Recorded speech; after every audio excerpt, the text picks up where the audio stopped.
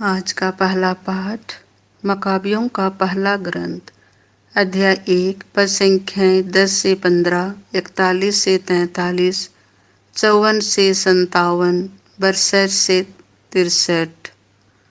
Israel पर ईश्वर का प्रकोप छाया रहा। राजा अंतियोक का पुत्र अंतियोक एपिफनेस बड़ा दुष्ट था। वह रोम में बंधक के रूप में रह चुका था। वह यूनानी साम्राज्य के 137वें वर्ष में राजा बना।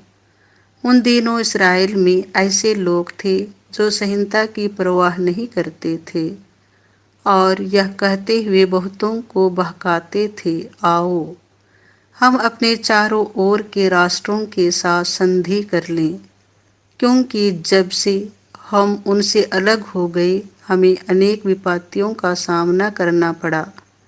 यह बात उन्हें अच्छी लगी। उनमें से कई लोग तुरंत राजा से मिलने गए और राजा ने उन्हें गैर यहूदी जीवनचर्या के अनुसार चलने की अनुमति दी। इसलिए उन्होंने गैर यहूदियों के रिवाज के अनुसार यरूशलेम में एक व्यायामशाला बनवाई। उन्होंने अपने को बेखतना कर लिया और पवित्र विधान को त्याग दिया। उन्होंने गैर यहूदियों का जुआ स्वीकार किया और वे पाप के दास बन गए। राजा ने अपने समस्त राज्य के लिए यह लिखित आदेश निकाला कि सब लोग एक ही राष्ट्र बन जाएं और सब अपने विशेष रिवाजों का परित्याग कर दें। सब लोगों ने राजा के आदेश का पालन किया। इसराइलियों में से भी बहुतों ने देव मूर्तियों को बलि चढ़ाकर और विश्राम दिवस को अपवित्र कर राजा का धर्म स्वीकार कर लिया। 145वें वर्ष के किसलियो महीने के 15वें दिन राजा ने होम बलि की वेदी पर उजाड़ का विभत्स दृश्य स्थापित किया। यहूदा के नगरों में चारों ओर देव मूर्तियों की वेदियां बनाई गईं और लोग घरों के द्वार के सामने तथा चौकों में धूप चढ़ाने लगे। जब उन्हें संहिता की पोथियां मिलती थीं तो वे उन्हें फाड़कर आग में डाल देते थे। जिसके यहाँ विधान का ग्रंथ पाया जाता अथवा जो संहिता का पालन करता उसे राजा के आदेश अनुसार प्राणदंड दिया जाता था। फिर भी बहुत से इस्राएली दृढ़ बने रहे और उन्होंने दृढ़ संकल्प किया कि वे अशुद्ध भोजन नहीं खाएंगे।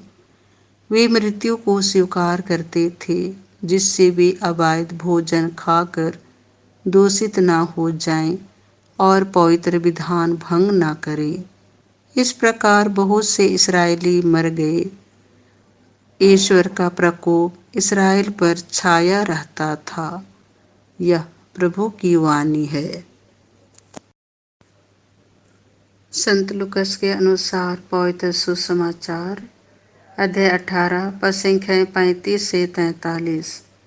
मैं तुम्हारे लिए क्या करूं, प्रभु, मैं फिर देख सकूं। जब यीशु यरीहो के निकट आ रहे थे तो एक अंधा सड़क के किनारे बैठा भीख मांग रहा था। उसने भीड़ को गुजरते सुनकर पूछा कि क्या हो रहा है। लोगों ने उसे बताया कि यीशु नाजरी इधर से आ रहे हैं।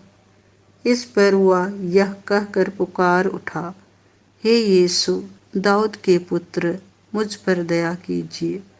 आगे चलने वाले उसे चुप करने के लिए डांटते थे, किंतु वह और भी जोर से पुकारता रहा, दाऊद के पुत्र, मुझ पर दया कीजिए। यीशु ने रुककर उसे पास ले आने को कहा।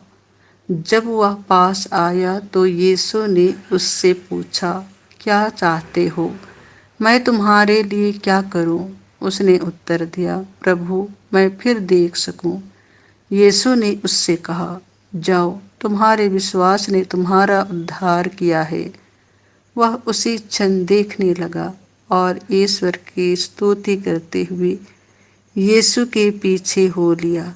सारी जनता ने यह देखकर ईश्वर की स्तुति की। यह प्रभु का सुसमाचार है।